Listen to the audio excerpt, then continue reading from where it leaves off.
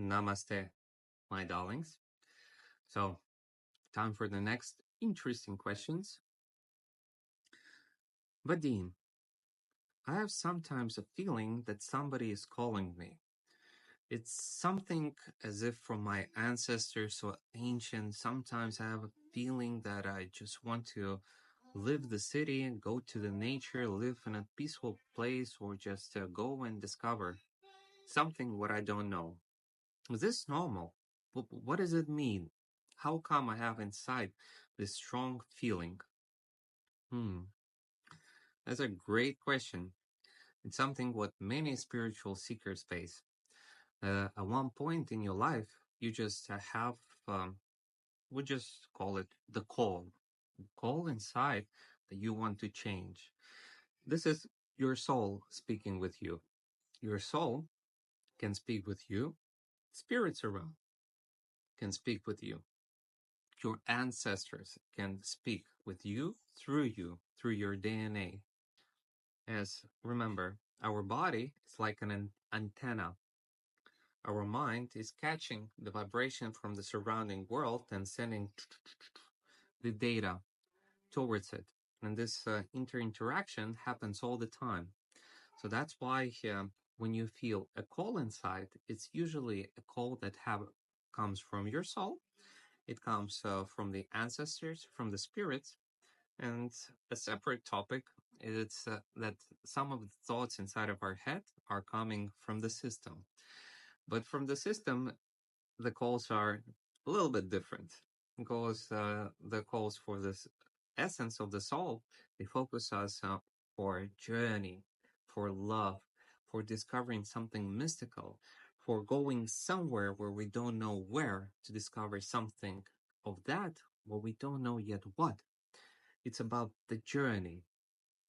So if we focus and listen to that, what is calling us, then you will start your spiritual path. As you remember, the spirit is calling. It's always calling. And now once you're ready, all of the surrounding world will start to try to push you towards that location. I like to describe that our physical avatars are, let's say, our soul. It cannot control it like fully, like in a good RPG game where you can just push the button and go straight, right, left, this skill, that skill. This control of the avatar, I would say it mostly happens like in the game Sims, where you create environment and your avatar, it kind of understands where to move and how to act. So eventually there's a certain free choice by the avatar.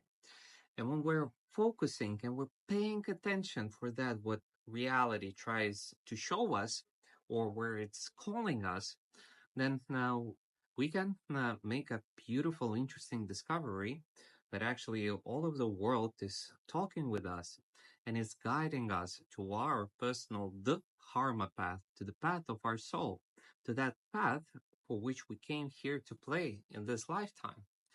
So I would highly recommend to listen to yourself, to answer those ancestor calls.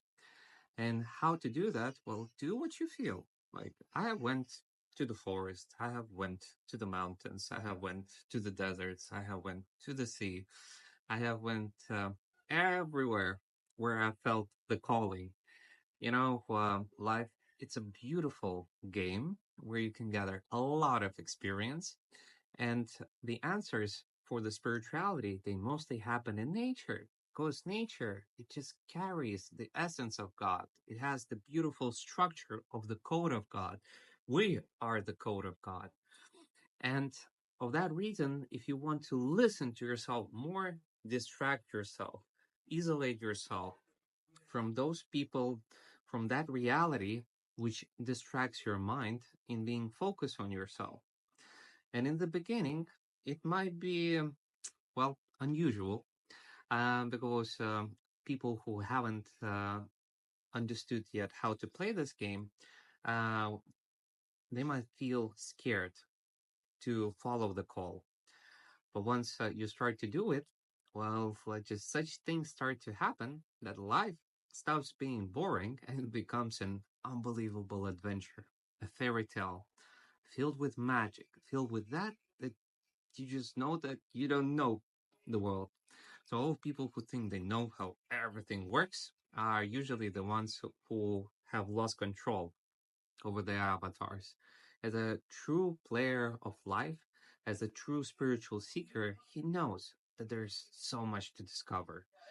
And the mind, it can often create an ego in saying, I know everything, how the world works. This is the fastest way, to push aside a player and stop him from developing. As a person who is confident that he knows everything, well, you can trust my word, this person doesn't know anything at all.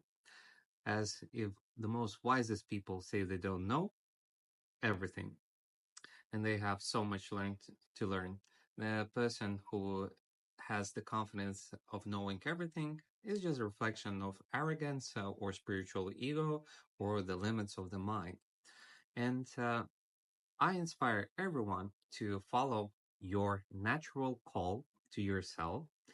And when you're doing it, that will truly unfold an unbelievable life to which you have came here to experience.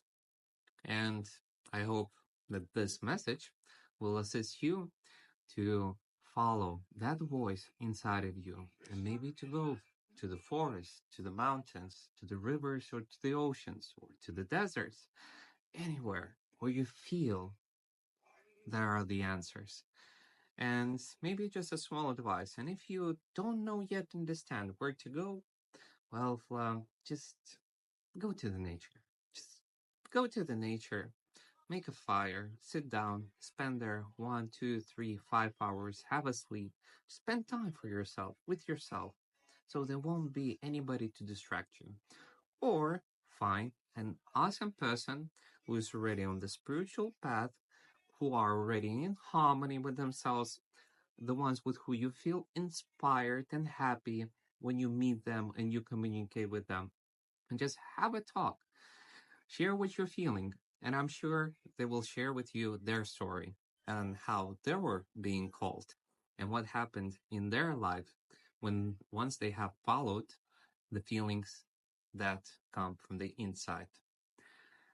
So, may this assist and help you, and send this video to a friend who is hearing the voices, who is feeling that life is calling him. And may this information assist and inspire to be yourself and to have the confidence that it's time to go and to discover something what the mind doesn't know, but the soul truly feels and shares. Namaste.